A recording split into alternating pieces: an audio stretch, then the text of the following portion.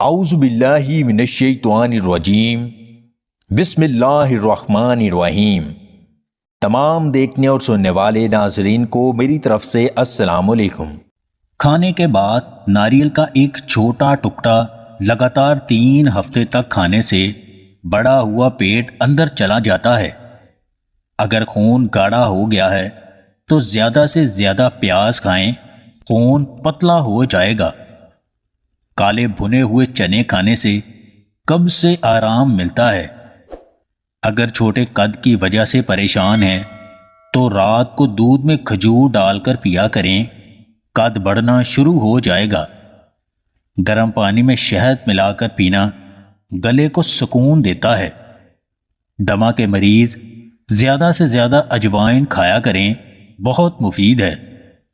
جن لوگوں کو بیوی کے سامنے شرمندگی کا سامنا کرنا پڑتا ہے وہ 1 گلاس دودھ میں 2 عدد کیلے، 5 عدد کاجو، 3 عدد اخروٹ، 5 عدد کھجور اور 1 چمچ شہد مکس کر کے خالی پیٹ پی لیا کریں۔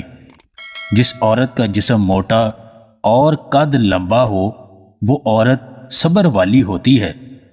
جس عورت کا جسم موٹا اور قد چھوٹا ہو وہ ضدی ہوتی ہے۔ اگر بدن میں طاقت کم ہو گئی ہے تو بنے ہوئے چنے کھایا کریں۔ گرم یخنی پینے سے جسم کو فوری طاقت ملتی ہے۔ ناپاکی کی حالت میں کھانا بنانے سے گھر میں غربت آتی ہے۔ سردیوں میں روزانہ ادرک کا ایک چھوٹا سا ٹکڑا کھانے سے آپ کو سردی نہیں لگتی۔ پھلوں کے استعمال سے انسان ڈپریشن سے بچا رہتا ہے۔ ہلدی والا دودھ پینے سے مدافعتی نظام مضبوط ہوتا ہے۔ اگر آپ کا جگر کمزور ہے تو سیب کھایا کریں۔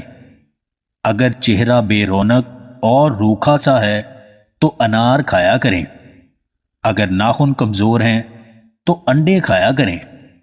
سہاروں کی ضرورت ان کو ہوتی ہے جو دنیا کے پیچھے بھاگتے ہیں۔